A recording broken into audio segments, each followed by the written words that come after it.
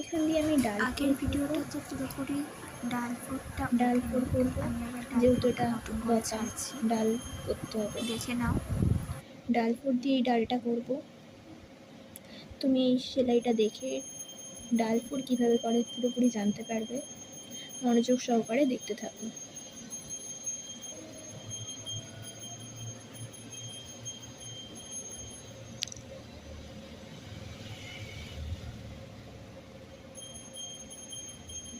যতটা গ্যাপ দিয়ে করছি প্রত্যেকবার ততটাই গ্যাপ দিয়ে করবো।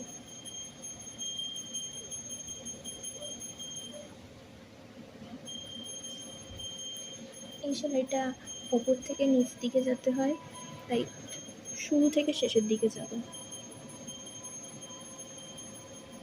একটা সেলাই ফোড় দেওয়ার পর মিডিল থেকে করব।